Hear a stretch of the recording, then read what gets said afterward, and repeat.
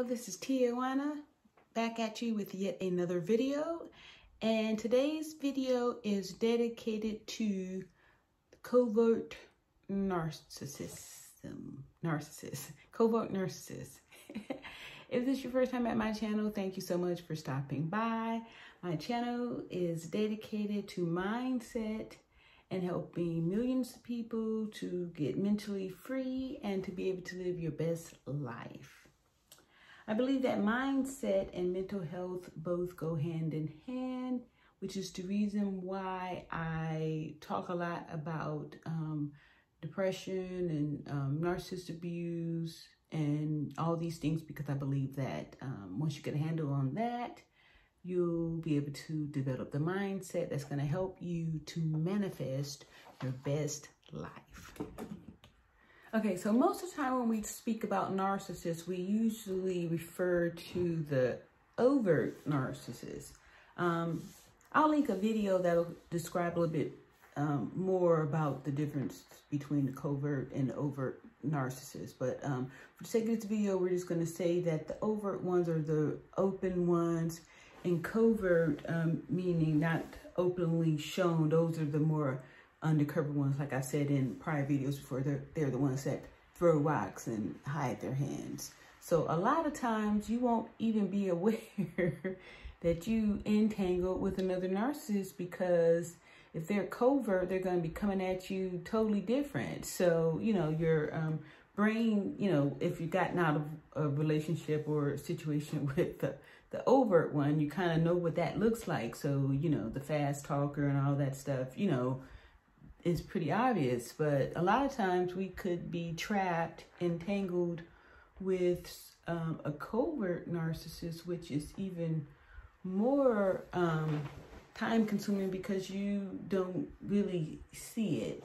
You know, you don't really see it. So we're going to talk about some of the signs that the person is more of a covert, and some things that you can consider, you know, to kind of help yourself to get out of it. Because it's really hard, because once you do try to get out of it, that's when the narcissism will show up, and you'll see the obvious traits that they kind of all have in common, which will be the hoovering, you know, disrespecting the boundaries, just all of that stuff. So stay tuned. I have six traits, you know, to see. This is once you're already kind of in it. These are some these are some signs to let you know that unfortunately you is entangled with another one. These are some signs that will help you to confirm if you have a suspicion that you might be entangled with a narcissist. These are some signs that will help you confirm.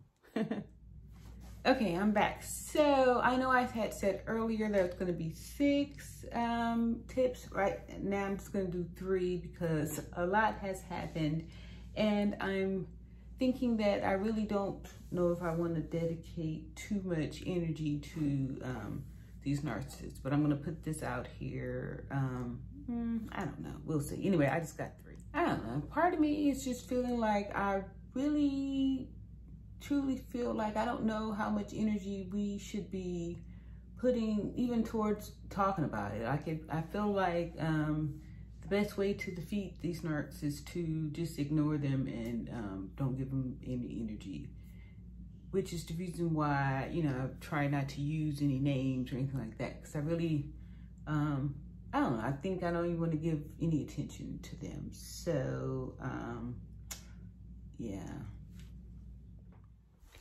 Okay, so I'm back. I've got my three, I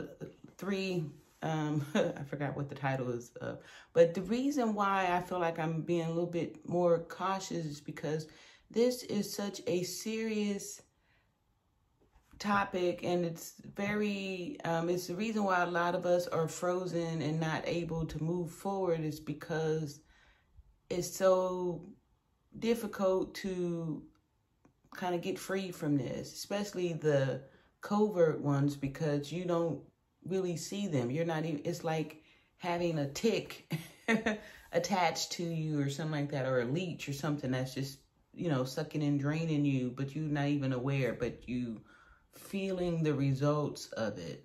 So I had to think about, like, you know, why am I doing this? And I'm doing this because it's been very effective in my life, and I want to be able to help other people who are, you know, entangled, enmeshed, or, you know, being sabotaged in some way by a narcissist in their life. So number 3 is they come in, instead of like the overt one come in impersonating your soulmate, these ones come in, you know, under the guise of I'm here to help. You know, they come in to say they're helping, and it don't really be help. It be more talk about, you know, help. What they do is they'll point out all the things that's not happening right in your life, and start with this advice and telling you what you need to be doing and stuff, and then bring up the fact that they helped you, you know, so they'll take credit for it, and then have you feeling like, wow, you know, if it wasn't for them, I wouldn't have been, you know, this way you'll feel indebted to them. So they come in under the disguise of I'm here to help, you know, and I'm helping you. Another way they get in your head is to, they'll come in, you know, like they're the greatest friends, you know, of course, you know, because they're here to help. But they don't really follow through with the stuff. Like they'll make plans, and not even really make plans. They'll talk about plans and just kind of do the crazy making behavior. You know, I mean, like they'll talk about doing all this stuff, you know, but won't really say, hey, you know, let's do it. That way you'll be in your head thinking, oh, they want to do this certain activity with me, and you yeah, but they don't make the plans for real. And then you know, they don't follow up with it. They just put it out there. They love to insinuate and, you know, put it out there, but don't really make a real plan about it. Like, you know, yeah.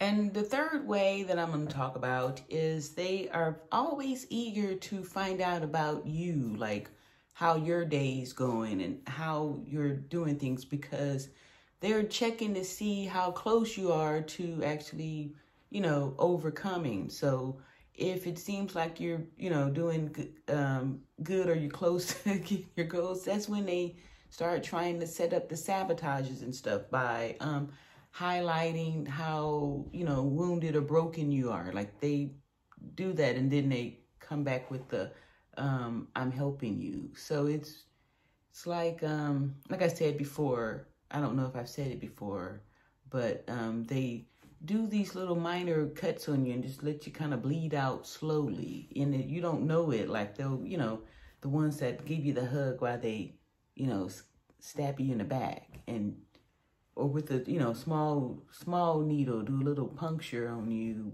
where you don't know that they just stab you, but you know, and you just walking around dripping out energy, losing energy over these, you know, it's such a difficult thing. And I'm just, you know, every day I'm just waking up to more and more knowledge. And the reason why I'm kind of cautious on this is because I don't want to be responsible for, you know, like leading somebody in the wrong direction. You know, like I'm no way an expert on this. I'm just a survivor who recognizes that by, you know, facing your issues and dealing with them. And these are some of the ways that I've dealt with them when I notice them happening in my life that I able to overcome.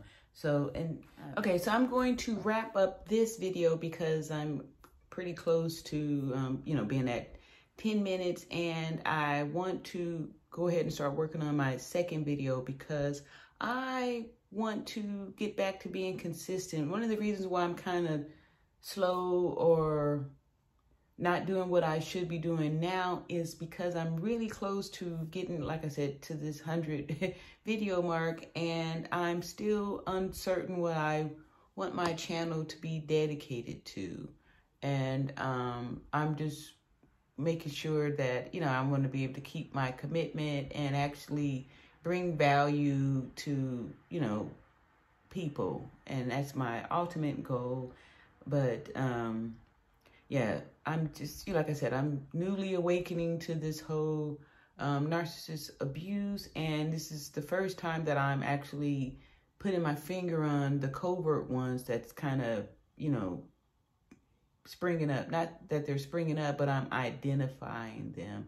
And a lot of times, like I said before, when we're not where we imagine ourselves to be, or the work that we're doing on our lives, like with the meditation, visualization, aren't manifesting the things that we're putting out there, you've got to look at your entire life, take a step out and keep the noise quiet by stop listening to, because a lot of times, like I said, those narcs, they'll get in your head and they'll try to be the only voice in there so they could control and manipulate you. That's why it's very important to check your feelings.